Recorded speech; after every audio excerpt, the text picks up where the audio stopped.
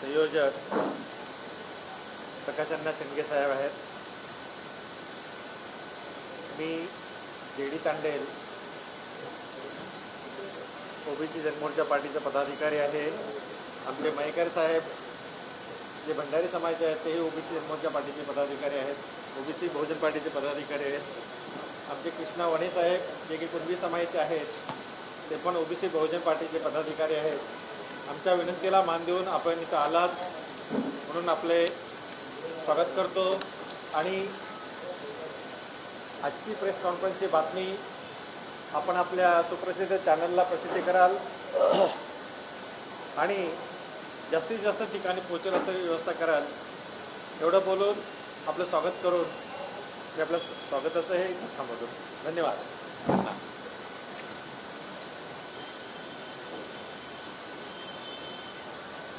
या महाराष्ट्रातील मराठा समाजाचा आरक्षणाचा प्रश्न जो आहे तो गेली 4-5 वर्षापासून आढळून आलेला आहे. या महाराष्ट्रामध्ये मराठा समाजाने आरक्षण मिळण्यासाठी 58 मोर्चे सकल मराठा या बॅनरखाली त्यांनी काढले. एक मराठा लाख मराठा अशा घोषणाने संपूर्ण महाराष्ट्र दुमदुमून गेला. लाखांचे मोर्चे अतिशय शांतताप्रिय आणि अतिशय शिस्तबद्ध असे मोर्चे काढले. आणि त्यावेळी त्यांनी मागणी केली होती की आम्हाला कुणाच्याही आरक्षणात धक्का न लावता आम्हाला 50% वरचा वेगळा प्रवर्ग करून आम्हाला 50% वरचं ओपन कॅटेगरीतलं आरक्षण द्यावं ही त्यांची मूळ मागणी होती. त्या मागणीनुसार देवेंद्र फडणवीस सरकारने त्याच्या आधी राणेसाहेबांनी सुद्धा शिफारस केली होती 16% आरक्षण देण्याची.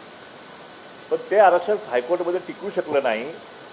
देवेंद्र फडणवीस साहेबांनी सविस्तर त्या ठिकाणी मराठा समाजाचं सर्वेक्षण केलं आणि त्या ठिकाणी त्यांना गायकवाड कमिशनच्या माध्यमातून संपूर्ण महाराष्ट्रात मराठा समाजाचं सर्वेक्षण करून त्यांनी तो अहवाल घेऊन विधानसभेमध्ये कायदा पारित केला, SCBCचा कायदा, आणि मराठा समाजाला आरक्षण जे आहे ते आरक्षण त्यांनी दिलं. परंतु ते आरक्षण जे आहे ते हायकोर्टमध्ये टिकलं, परंतु सुप्रीम कोर्टामध्ये मात्र ते आरक्षण टिकू शकलं नाही. आणि सुप्रीम कोर्टाने स्पष्टपणे त्यावेळी त्याने असे रिमार्क्स मारले की महाराष्ट्रातला मराठा समाज हा मागासवर्गीयांचे निकष पूर्ण करत नाही. हा समाज फॉरवर्ड समाज आहे, पुढारलेला समाज आहे. आणि त्यामुळं गायकवाड कमिशनने केलेला जो निष्कर्ष जो आहे की मराठा समाज मागासलेला आहे तो सुप्रीम कोर्टाने फेटाळून लावला. आणि त्याच्यानंतर 50% वरचं जे आरक्षण जे आहे ते सुद्धा इंदिरा साहनीच्या केसमध्ये त्या ठिकाणी 50% वरचं आरक्षण देता येत नाही आहे. आणि म्हणून त्यांनी वरचं आरक्षण जे आहे ते 12% 13% जे केलं होतं हायकोर्टने ते सुद्धा त्यांनी रद्द करून टाकलं. आणि त्यानंतर मात्र मराठा समाजाच्या आरक्षणाचा प्रश्न जरांगे साहेबांच्या आंदोलनाच्या माध्यमातून पुन्हा ऐरणीवर आला. आणि त्यावेळी त्यांच्या माध्यमातून अनेक अशी उग्र आंदोलनं जी आहे पहिल्यांदा महाराष्ट्राला अनुभवली.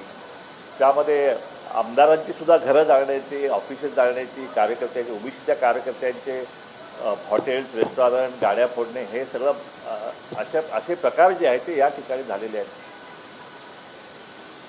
अंतरवाली सराठीमध्ये लाठीचार्ज झाल्यानंतर मराठा समाज हा अतिशय उग्रपणे आंदोलन त्या ठिकाणी केलं. आणि त्या सगळ्याची परिणिती म्हणून त्या ठिकाणी निजाम काळातील नोंदणी ज्या आहेत, निजाम काळामध्ये आम्ही कुणबी होतो आणि कुणबी हे ओबीसीमध्ये आहेत, त्यामुळे निजाम काळाच्या नोंदी शोधून काढून जे कुणबी आहे त्यांना कुणबी द्यावे अशा प्रकारची मागणी समोर आली. आणि ती महाराष्ट्र शासनाने मान्य केली. शिंदे समितीची नेमणूक केली आणि त्या शिंदे समितीमार्फत त्यांनी निजाम काळातील काही नोंदी त्याला सापडल्या. माझ्या मते 22,000 की 28,000 असा काहीतरी आकडा तो आहे. तर त्याच्यानंतर मग मात्र त्यांनी त्या मागण्या बदलत गेल्या आणि पुन्हा संपूर्ण महाराष्ट्रावर त्यांनी मागणी केली. सरसकट मराठा समाजाला आरक्षण दिलं गेलं पाहिजे, हे कुणबी दाखले दिले गेलं, अशीही मागणी समोर आली. आणि त्या माध्यमातून त्यानंतर महाराष्ट्राने ह्या शिंदे समिती महाराष्ट्रावर त्या ठिकाणी नोंदी तपासल्या आणि त्या नोंदी जवळपास 57 लाख नोंदी ज्या आहेत त्या आढळून आलेल्या आहेत. अशा प्रकारे शिंदे समिती आणि सरकारने सुद्धा त्यावेळी नमूद केलं आहे. कलेक्टरना सगळ्यांना त्याने आदेश दिले गेले की तुम्ही ह्या नोंदी ज्या आढळून आलेले आहेत त्यांना सर्टिफिकेट देण्याचं सुद्धा त्यांनी आदेश दिले गेले. जात पडताळणीचा जो सर्टिफिकेट देण्याचा कायदा जो आहे किंवा जो नियमावली आहे ती नियमावलीसुद्धा बदलण्याचा जो आहे तो प्रयत्न सरकारने केला की जेणेकरून त्यांना ताबडतोब ते कुणबीचे दाखले मिळाले पाहिजेत. आणि अशा प्रकारे कुणबी दाखले घेऊन ओबीसीमध्ये येण्याचा जो आहे 57 लाख मराठा समाज आणि त्याच्यामध्ये सगळे सोयरे आणि गणगोत आणि शपथपत्र असे 3 हे जे आहेत त्याच्यामध्ये ती मागणी परत त्यांनी लावून धरली. जरांगे जे वाशीमध्ये त्यांचं हे आलं त्या मराठा आंदोलक वाशीपर्यंत येऊन थडकले आणि त्याच्यामध्ये त्यांनी सांगितले की आम्हाला सगळे सोयरे ह्या 57 लाख नोंदी तर त्या दिल्याच पाहिजेत, पण त्यांचे सगळे सोयरे त्यांचे गणगोत आणि ज्यांनी शपथपत्र दिलं आहे त्या सगळ्यांना जो आहे हे दाखले दिले गेले पाहिजेत. अशा प्रकारची मागणी ज्यावेळी आली त्यावेळी मात्र ओबीसी समाजामध्ये प्रचंड प्रमाणामध्ये एक भीतीचं आणि संभ्रमावस्थ वातावरण जे आहे. कारण आता 57 लाख दाखले दिले गेले आणि त्यांच्या सगळे सोयरे आणि गणगोतांना जर दिले गेले ते म्हणजे किमान एकाला 5 झाले तरी 3-3.5 कोटी जो आहे म्हणजे सगळ्या 100% आपला मराठा समाज जो आहे तो ओबीसीमध्ये त्या ठिकाणी येणार. आणि ज्या 450 जमाती ज्या ओबीसीच्या आता ज्या गरीब जमाती आहेत त्यांच्या आरक्षणाचं जे आहे ते आरक्षणाचं वाटोळ होणार. आणि म्हणून ओबीसी समाज जो आहे तो सुद्धा अतिशय संभ्रमावस्थेत झाला आणि आपलं आरक्षण आता कसं टिकणार म्हणून तोही आंदोलन उचलला. एकीकडे ओबीसीची आंदोलनं, दुसरीकडे मराठा समाज आंदोलनं. अशा अवस्थेमध्ये महाराष्ट्र सरकार जे आहे महाराष्ट्र सरकारने काही निर्णय त्यांना घ्यावे लागले. परंतु आत्ता ह्या सगळ्या ह्याच्यावरती आता काल मराठा समाजाला कोर्टामध्ये आणि घटनेमध्ये असणारं टिकणारं आरक्षण जे आहे ते आम्ही देऊ अशा प्रकारची शपथ जी आहे ती माननीय मुख्यमंत्री शिंदेसाहेबांनी त्यावेळी घेतली होती. आणि त्या अनुसार त्यांनी काही पावलंही उचलली आणि मराठा समाजाला टिकणारं आरक्षण जे आहे ते टिकणारं आरक्षण द्यायचं असेल तर त्यांनी पुन्हा सर्वेक्षण जे आहे म्हणजे ज्या काही त्रुटी सुप्रीम कोर्टानं ज्या काय गायकवाड कमिशनच्या अहवालातील ज्या काही त्रुटी त्यांनी काढल्या होत्या त्या त्रुटी भरून काढण्यासाठी त्यांनी न्यायमूर्ती सुनील शुक्रे साहेबांचा आयोग नेमला गेला. मराठा जो राज्य मागासवर्गीय आयोग आहे त्याच्यावर त्यांची नेमणूक केली गेली. त्यांचे सदस्य काय जुने ओबीसी होते ते बदलले आणि अशा प्रकारे एक नवीन आयोग जो आहे आयोगाचा सदस्य नेमला आणि त्यांना मॅन्डेट दिलं गेलं की तुम्ही मराठा समाजाचा सर्वेक्षण प्रत्येक घरोघरी जाऊन सर्वेक्षण करायचं. आणि त्या प्रमाणात त्यांनी सर्वेक्षण केला, त्याचा अहवाल त्यांनी सादर केला आहे.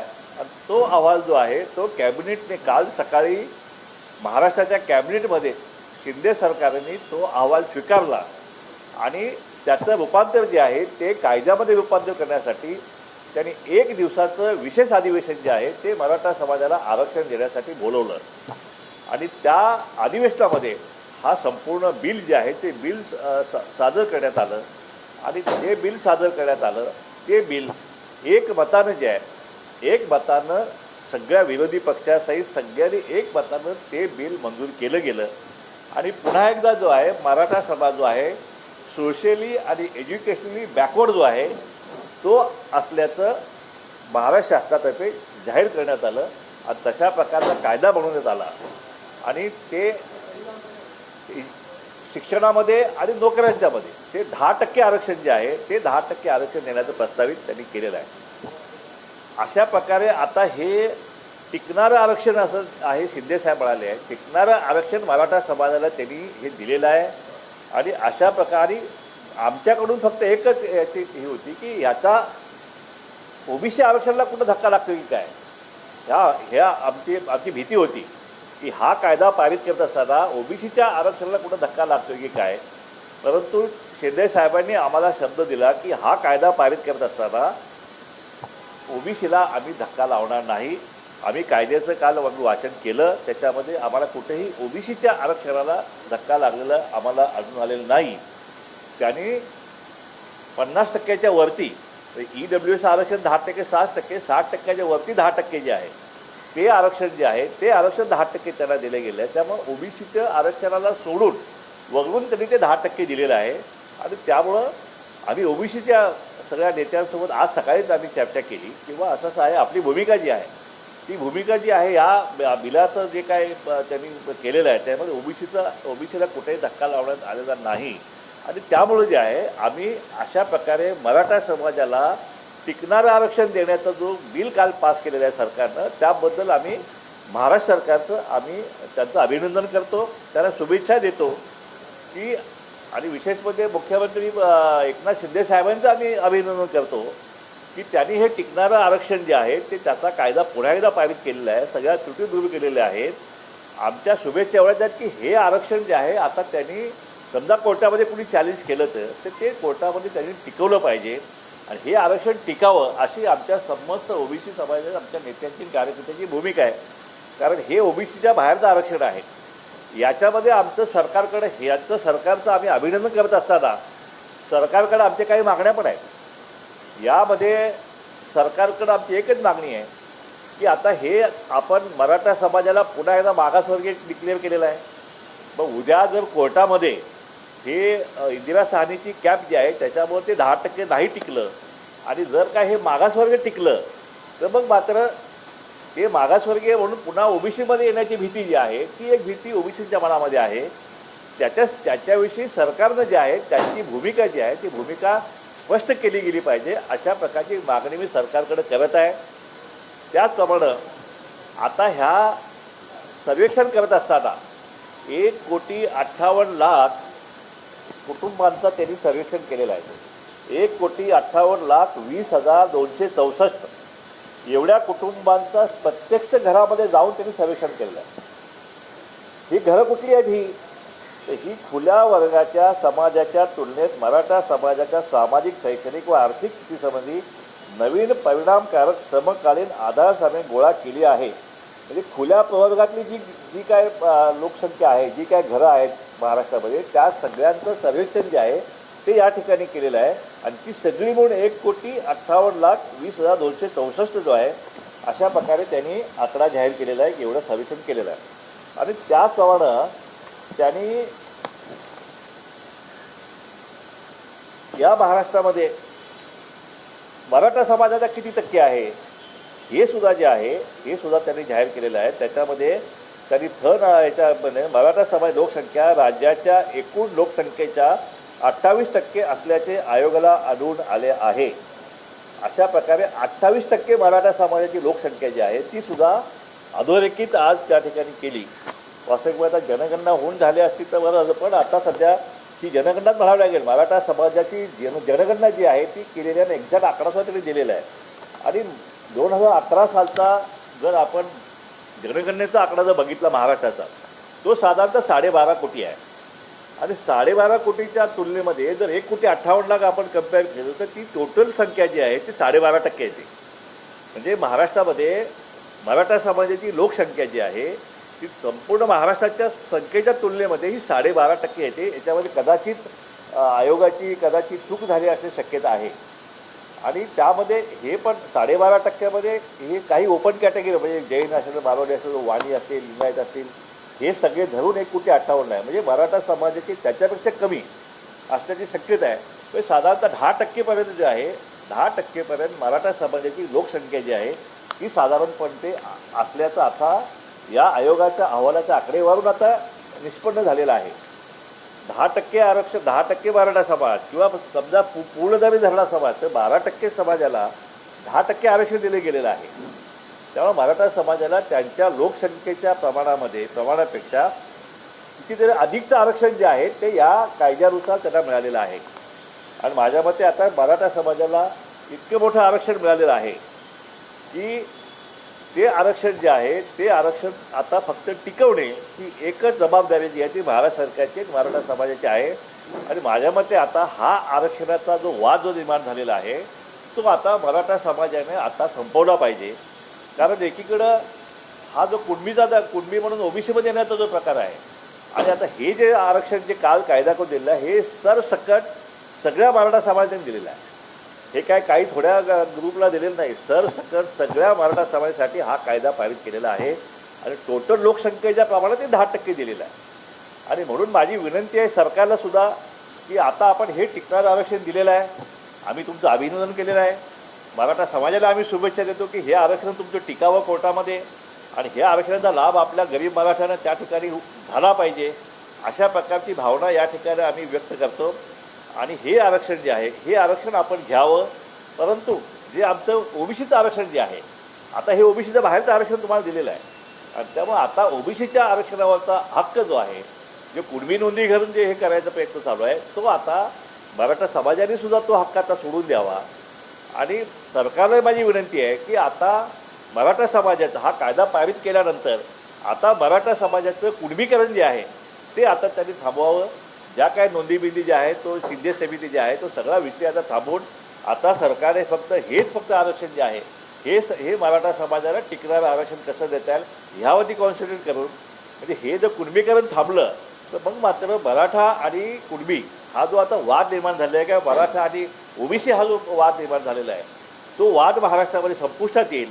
आणि पुन्हा एकदा महाराष्ट्र जो आहे तो सगळे समुदाय जे आहे, म्हणजे मराठा, ओबीसी, दलित हे सगळे जे आहेत, हे सगळे जात समुदाय जे आहे ते पुन्हा गुणागोविंदानं महाराष्ट्रामध्ये एक दिलानं सगळे त्या ठिकाणी नांदतील आणि पुन्हा जो पूर्वीचा जाती सलोखा जो आहे तो सुद्धा त्या ठिकाणी पुनर्स्थापित करण्यासाठी मदत होईल, अशी माझी विनंती मराठा समाजालाही आहे, त्यांच्या नेत्यांनाही आहे. आणि सरकारला आमचा हात जोडून विनंती आहे किंवा आपण आता हे कुणबीचं हे जे दाखले देणं जे आहे ते आता थांबवावं. शिंदे समितीचा आपण आता कार्यक्रम आपण थांबवावा, कारण आपण आता निर्णय घेतलेला आहे, सरसकट सगळ्या मराठा समाजाला आरक्षण दिलेलं आहे. त्यामुळे आता हा वाद थांबवण्याचं हे जर आता फक्त ह्या सरकारच्या हातामध्ये आहे आणि मराठा समाजाच्या कार्यकर्त्याच्या हातामध्ये आहे. आम्ही गरीब समाज आहोत, आम्हाला कुणाचं हिसकावून घ्यायचं नाही, आम्हाला कुणाच्या आरक्षणामध्ये वाटा मागायचा नाही.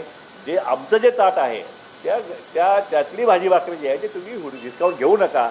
आता तुम्हाला वेगळी भाजी भाकरी जी आहे, तुमचं वेगळं आरक्षण जे आहे ते तुम्हाला लोकसंख्येच्या प्रमाणात अधिकचं आरक्षण जे आहे ते सरकारने देऊ केलेलं आहे. त्यामुळे ते आरक्षण आपण घ्यावं अशा प्रकारची विनंती जी आहे ती मी सरकारलाही करत आहे, मराठा समाजाच्या नेत्यांना आणि कार्यकर्त्यांनाही या ठिकाणी करत आहे.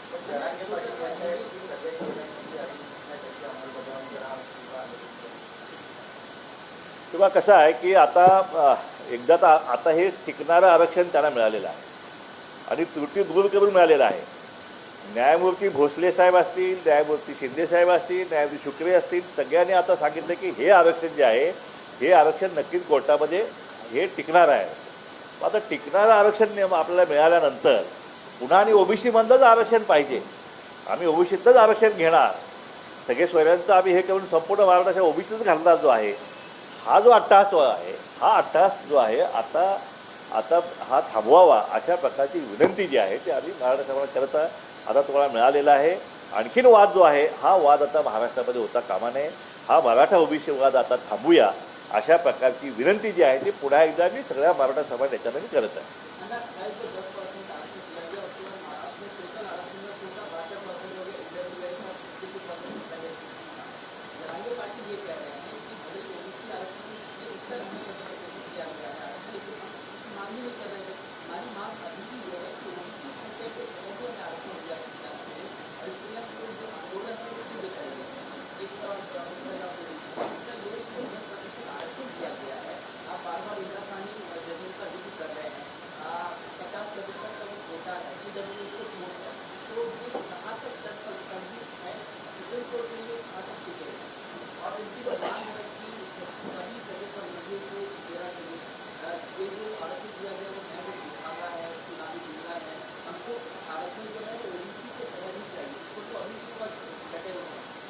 कैसा है, महाराष्ट्र गवर्नमेंट का ये जो बिल है इसमें कोर्ट में इसको कायम करना एक ये जिम्मेदारी सरकार की है.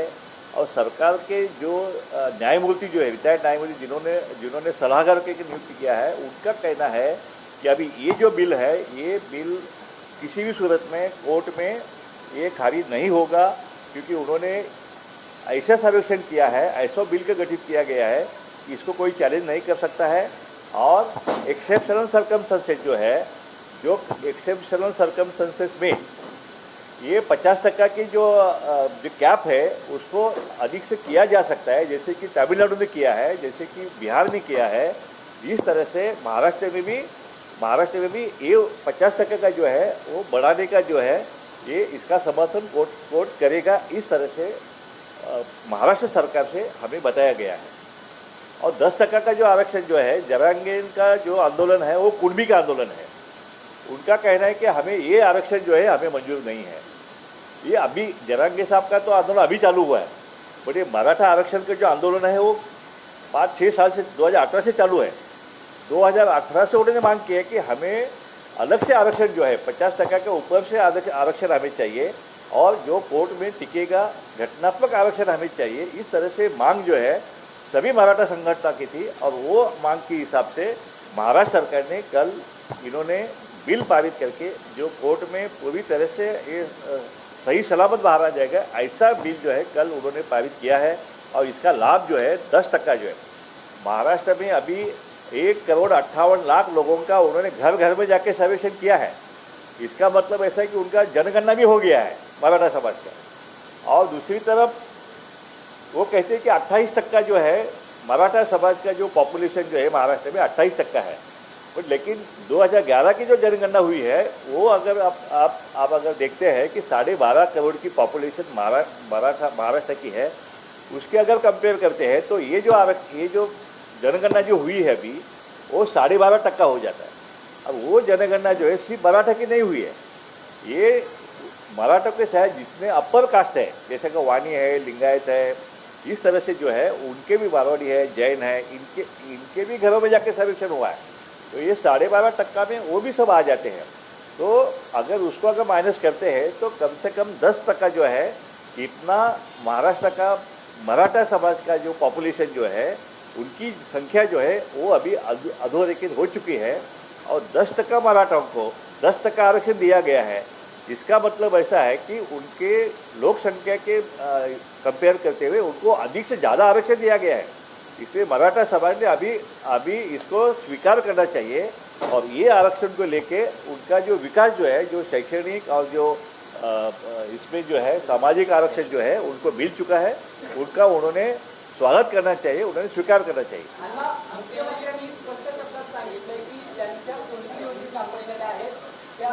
त्या लोकांना कुणबी प्रमाणपत्र दिले जातील आणि त्यांच्या नोंदी सापडलेल्या नाहीत त्यांच्यासाठी हे 10% आरक्षण असणार आहे।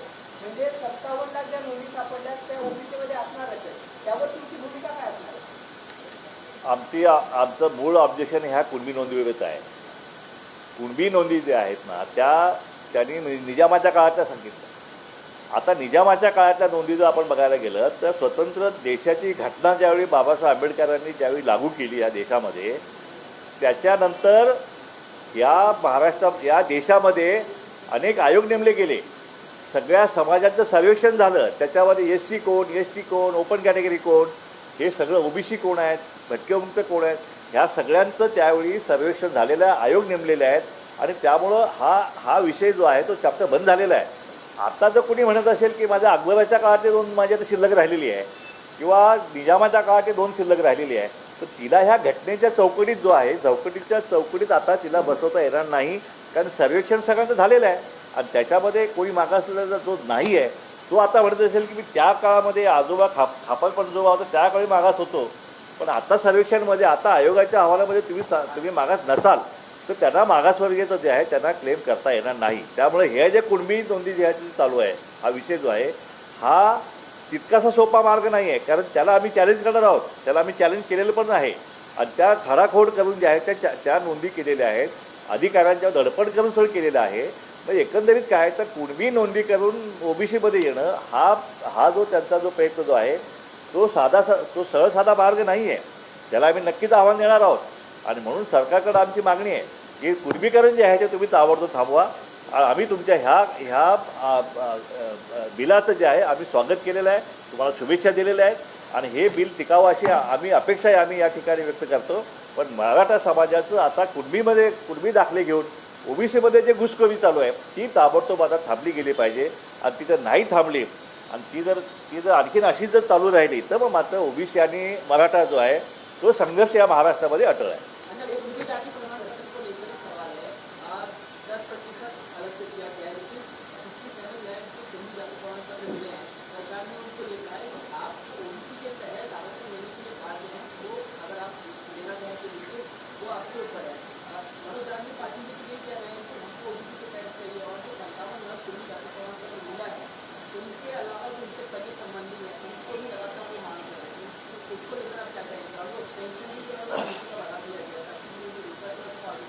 देखिए, जो सजेशन ऑब्जेक्शन जो सरकार ने मंगाया था उसके उसके रिस्पांस में 6.5 लाख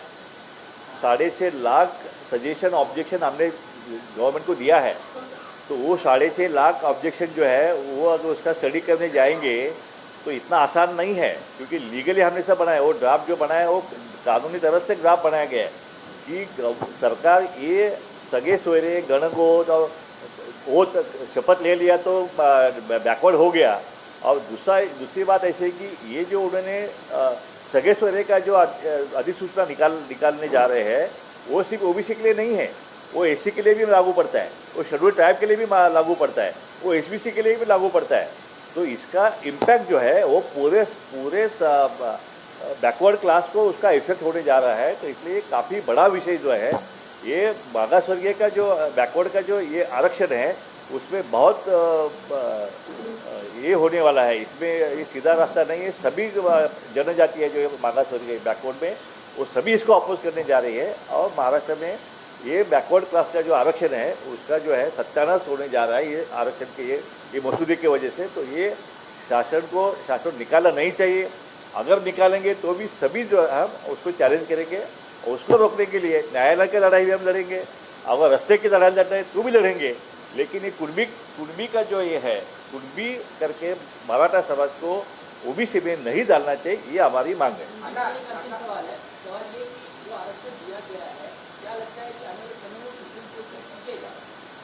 ठीक है, ऐसा है कि ये सेम जो कानून जो है पहले ही भी पारित हुआ था, लेकिन सुप्रीम कोर्ट ने उसको खारिज किया क्योंकि वहाँ पे कुछ कमियां रही थी। बट अभी महाराष्ट्र सरकार और उनके जो सलाहकार जो है रिटायर्ड हाईकोर्ट जजेस है वो कहते हैं कि जो कमियां रही थी वो कमियां को उन्होंने अभी पूरा किया है और कमियां पूरा करके उन्होंने अभी ये कानून नया कानून बनाया है। तो इसलिए ये कानून जो है वो कोर्ट में सुप्रीम कोर्ट में जो है 100% ये पारित हो जाएगा, एक्सेप्ट हो जाएगा, इसमें कोई ऑब्जेक्शन आएगा नहीं। इस तरह से सरकार की तरफ से स्पष्टीकरण दिया गया है।